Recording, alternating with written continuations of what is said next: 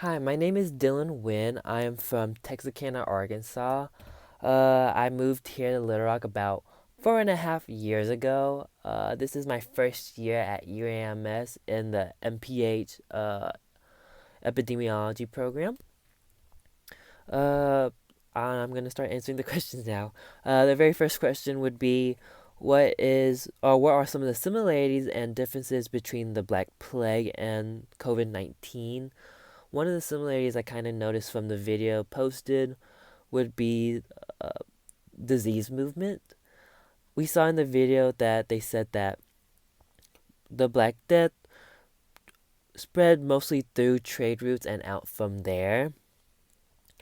In COVID 19, we kind of saw through extensive contact tracing, we saw that COVID 19 spread through a lot of traveling and plane rides, car rides, things like that. We could actually see COVID traveling from one place to another place and spreading it more from there.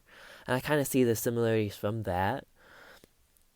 One of the main differences I kind of saw, I kind of inferred between the Black Death and COVID 19 would be uh, mortality rate in general. The Black Death in the video stated had about a 30% death rate, or at least 30% of Europe died from the Black Death. COVID 19 estimates now from Johns Hopkins and the CDC for the US states about 1% is about the death or mortality rate for COVID 19.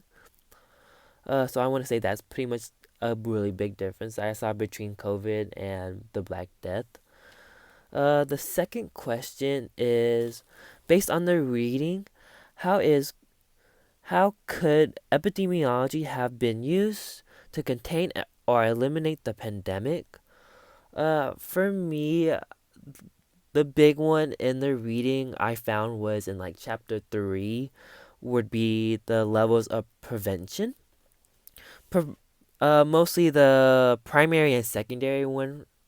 Primary states primary level of prevention states to prevent, or the main purpose of it would be to prevent disease before it develops, as it to contain the health, to maintain health.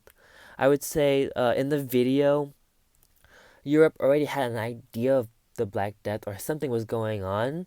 They could have made steps to prevent things.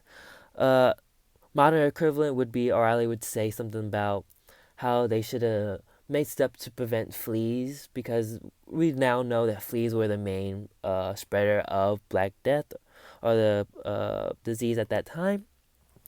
So you could have started making programs or making something at that nature to prevent fleas, like uh, investing in rat exterminators or flea exterminators, but rodent exterminators, things of that nature that could prevent Black Death or the spread of Black Death during that time.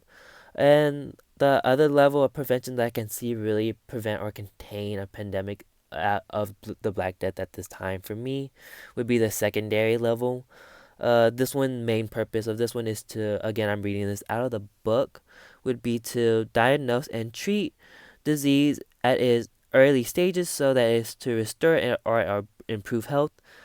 Uh, this one I kind of tie in with secondary or tertiary too, and that one is to reduce the complications of disease and improve functionality and quality of life where possible.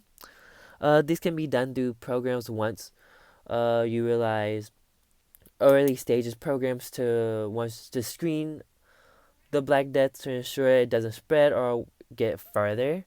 That's for secondary level prevention. In tertiary, once you actually start developing the Black Death, you would actually probably we would probably develop programs to ensure that you wouldn't spread Black Death further.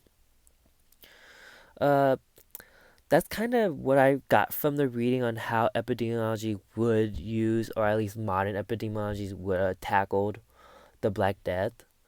Uh, I just want to thank you all for listening, and I can't wait for listening and learning from all of y'all. Thank you.